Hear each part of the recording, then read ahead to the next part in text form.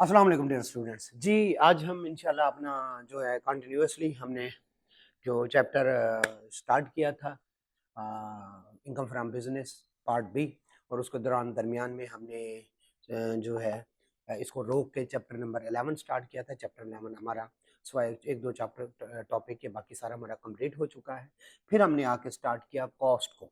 Cost में दो तीन मसाइल थे, उनको अगर साइड पे कर लें तो कॉस्ट हमने कर लिया था।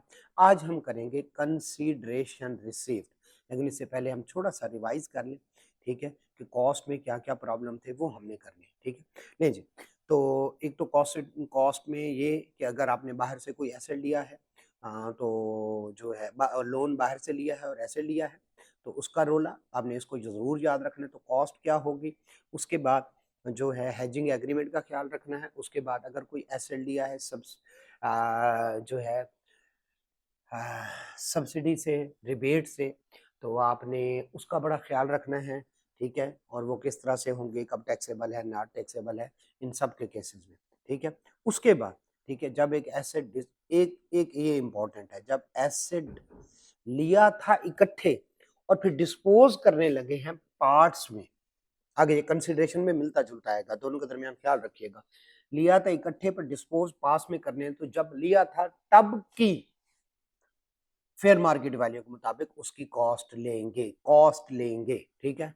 फिर हमें जो है, फिर हमने देखा अगर हम कोई किसी को सर्विस दे देते हैं या कोई इनकम के बदले में हम कोई एसेट ले लेते हैं, उसका क्या करना है, ये निस्बतन आसान था। फिर एक टेक्निकल पॉइंट आया था कि अगर कोई ऐसा एसेट, ठीक है, जो कि हो ही लेसी का हो जाए, तो उसका क्या करना है, रेसिडुअल वैल्यू। लेकिन अगर दरमियान में कर ले तो बारगेन परचेज ऑप्शन, ये हमने डिस्कस कर लिया। ले जी, इसको आगे चलते हैं, ठीक है। ये हमारा हो गया, ये कुछ क्वेश्चन है सेक्शन 76 के, ठीक है, वो हम करेंगे। अब हम चलते हैं जी नेक्स्ट हमारे सेक्शन पे, और वो है सेक्शन 77 कंसीडरेशन रिसीव्ड।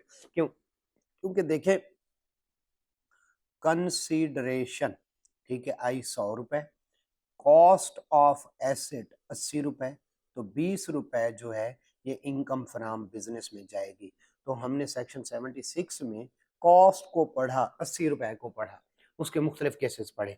अब जो हम पढ़ने लगे हैं वो क्या पढ़ने लगे हैं, ये 100 रुपए को कंसिडरेशन, क्योंकि इन दोनों के जब डिफरेंस वो निकालेंगे तो हमारे पास इनकम फ्रॉम बिजनेस आएगी, ठीक है, और वो ऐड होगी बिजनेस इनकम में, ठीक है। और अगर लॉस आ जाए, यानी ये 180 हो जाए, तो 80 किस्में एज ए जो है डिडक्शन लेते हैं, ये हमने पढ़ा हुआ है। चलें जी, कंसिडरेशन रिसीव, ठीक है। कंसिडरेशन रिसीव में कहते हैं दिस, लेकिन इसका कंसिडरेशन का ख्याल रखिएगा, this section deal consideration receive on disposal of capital asset, disposal of securities, इसका मतलब है सिक्योरिटीज को भी डिस्पोज करें तो भी यही वाला फार्मूला लगेगा जो इसमें लिखे हुए हैं। डिस्पोजल ऑफ इमूवेबल प्रॉपर्टी अलग है, उसका डिस्पोजल आता किस तरह से है, इमूवेबल प्रॉपर्टी, यानी सिक्योरिटीज और इमूवेबल प्रॉपर्टी 100 रुपए की थी, 80 रुपए की थी, तो ये 20 रुपए कैप वो इनकम फ्रॉम बिजनेस में नहीं आता, ठीक है। लेकिन रूल ये भी लगेंगे, capital asset income from business, disposal of security और डिस्पोजल ऑफ इमूवेबल प्रॉपर्टी, आपको पता है ये दोनों सेपरेट ब्लॉक में जाते हैं, लेकिन कंसीडरेशन जो 100 रुपये आ रहा है उन पे रूल सेम रखेंगे। और इसी तरह से डिस्पोजल ऑफ, ठीक है, ना सिर्फ कैपिटल एसेट, ठीक है, ये मैं इसको बिजनेस एसेट कह गया था, बल्कि बिजनेस एसेट यानी कैपिटल एसेट यूं समझ लिया, डिस्पोजल अगर कैपिटल एसेट यानी ज्वेलरी बेची तो उसकी कंसिडरेशन पे भी यही लगेंगे, डिस्पोजल ऑफ सिक्योरिटी पे यही वाले लगेंगे, डिस्पोजल ऑफ इमूवेबल प्रॉपर्टी यही लगेंगे, कैपिटल एसेट को मैं मिक्स कर गया ना, या डिस्पोजल ऑफ कौन से वाला, बिजनेस एसेट, उसकी कंसिडरेशन 100 रुपया जो आ रहा है, इन सब के लिए यही रूल है। तो सेक्शन 77 सिर्फ, जो सेक्शन 76 था वो तकरीबन कॉस्ट बता रहा था किसकी, बिजनेस वाले एसेट की, लेकिन जो कंसिडरेशन वाला है वो इन चारों की बता रहा है, ठीक है। तो इसका मतलब है कैपिटल एसेट अगर बेचा है तो उसकी कंसिडरेशन कैसे लेंगे, यहाँ से। इसी तरह से कोई इमूवेबल प्रॉपर्टी या कौन से वाला सिक्योरिटीज बेची हैं या कोई बिजनेस एसेट बेचा, सब के लिए। चले आए पढ़ते हैं, the consideration receive on disposal of the asset shall be, total जो पैसे मिले, ठीक है। या अगर जो है किसी ने कहा जनाब ये आप मुझे एसेट दे दो और बदले में ये 100 रुपया ले लो और साथ में ये एक जीप ले लो, तो फिर अब जीप का क्या करेंगे, इसका मतलब है ये एसेट सिर्फ 100 रुपए का नहीं है, जीप की फेयर मार्केट वैल्यू 80, तो अब ये 180 का है। फेयर मार्केट वैल्यू जो है उसकी ले लेंगे, ठीक है। अच्छा, ये तो 180 हो गया, ठीक है, ये तो हो गया इन काइंड में। अब ये भी तो हो सकता है कि हम जो है ले रहे हूँ 100 रुपए, लेकिन उस एसेट की वैल्यू चल रही हो कितनी, 120। ठीक है, चलिए जी अलग से समझा देता हूँ, आपको कंफ्यूजन ना हो। भाई हमने एसेट लिया, अब मैं पीछे ले जाता हूँ इनकम फ्रॉम प्रॉपर्टी में। ठीक है जी, रेंट हम ले रहे हैं 40,000 और फेयर मार्केट वैल्यू है 50,000, तो क्या लेंगे, 50,000 ही लेंगे ना।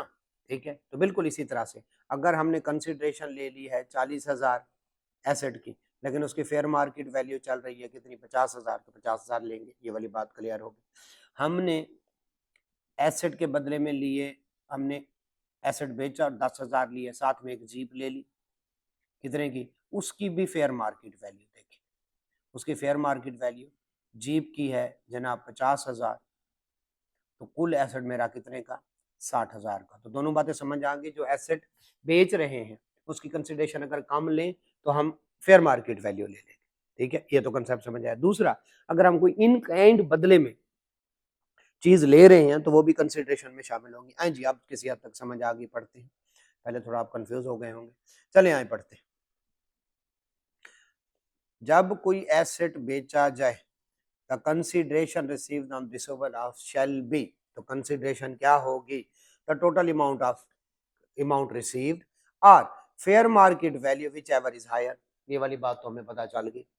ठीक है, including the fair market value of the consideration received in kind determined eight the time of disposal, और साथ में जीप।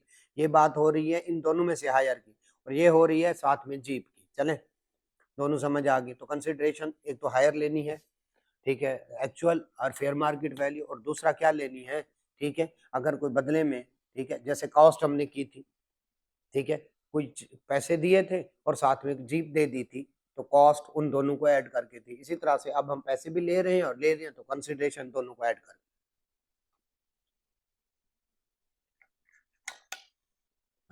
अगर कोई एसेट, हमने ऊपर पढ़ा था, अगर कोई एसेट लॉस या डिस्ट्रॉय हो जाए तो वो हम समझते हैं डिस्पोजल हो गया। डिस्पोजल पढ़ा था ना, तो डिस्पोजल के टाइम पे तो फिर वो गेन और लॉस निकालते हैं।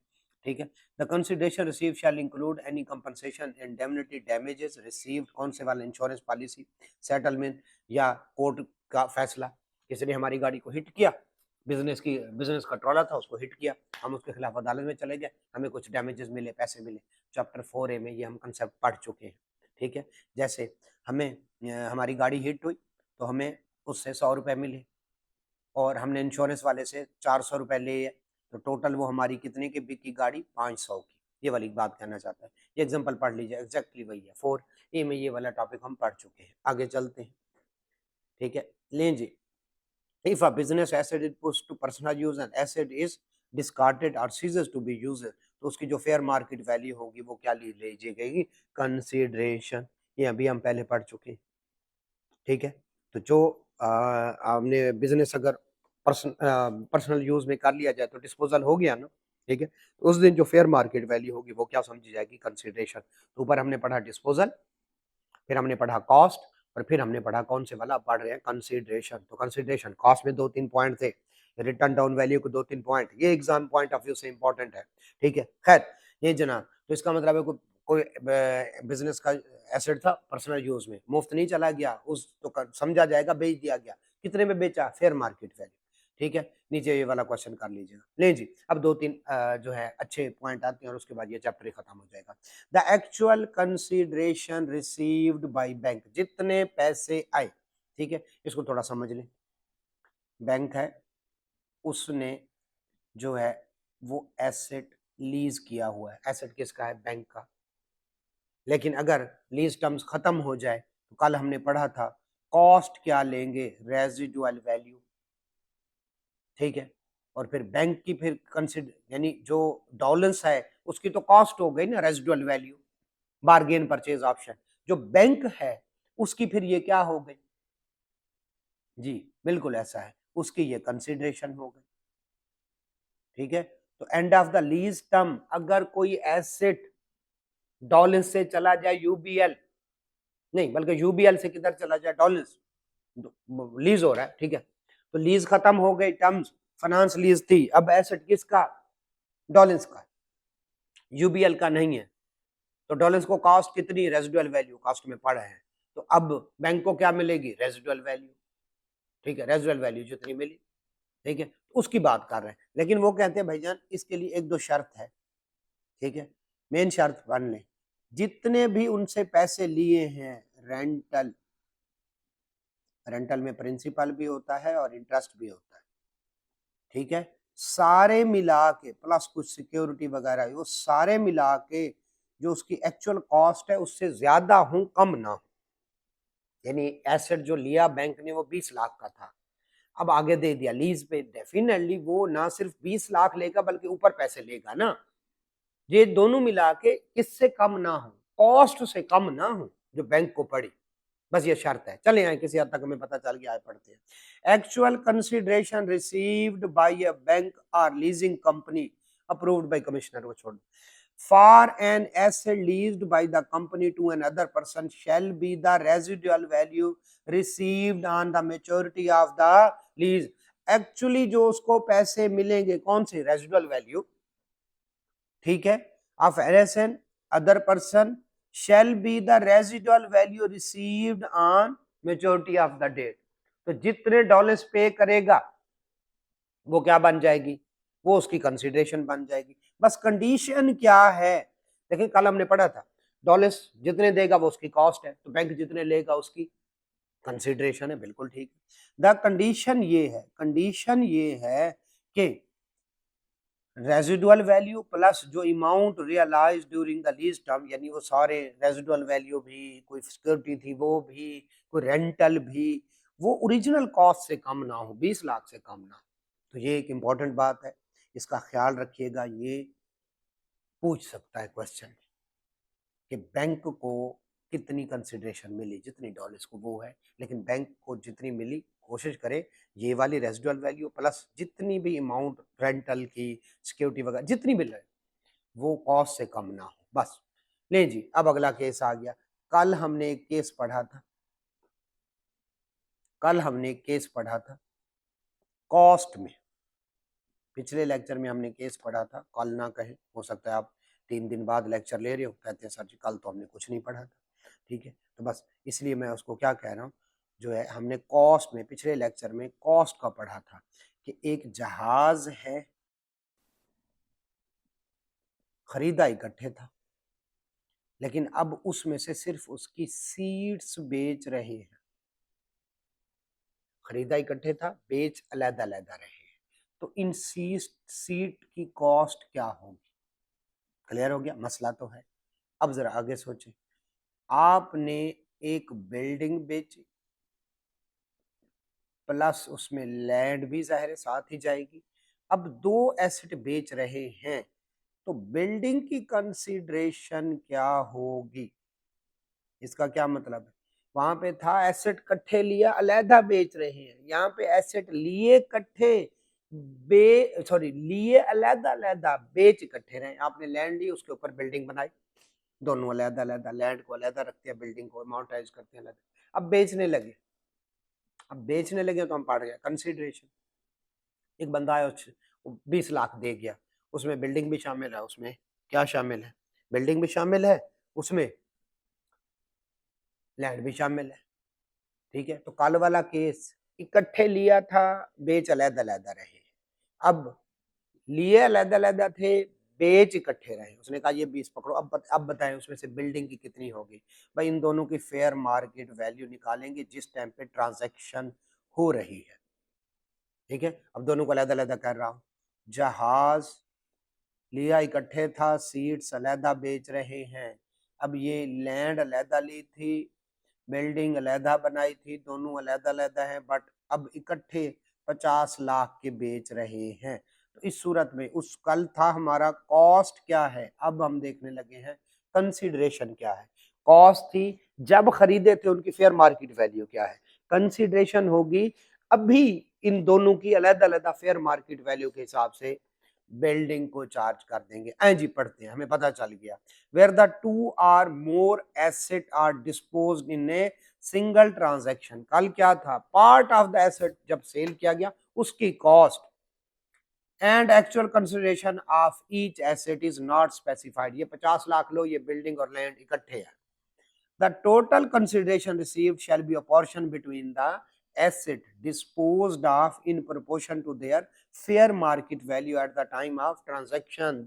दोबारा से जहाज की सीटें बेची, अब जहाज तो इकट्ठा लिया था सीटों समेत, तो उस टाइम सीटों की और जहाज बाकी पार्ट की फेयर मार्केट वैल्यू के मुताबिक कॉस्ट डिटरमिन करेंगे। अभी क्या है, लैंड और बिल्डिंग बेच रहे हैं, इकट्ठे पैसे मिल रहे हैं, और भाई बिल्डिंग के कितने हैं, बिल्डिंग की कंसिडरेशन कितनी है, भाई आज लैंड की और बिल्डिंग की फेयर मार्केट वैल्यू निकाल लो, उस हिसाब से टोटल को प्रोपोर्शन कर लो। जरा पढ़ते, शौर is the sole proprietor sole enterprise है, ठीक है, शौर इंटरप्राइज है।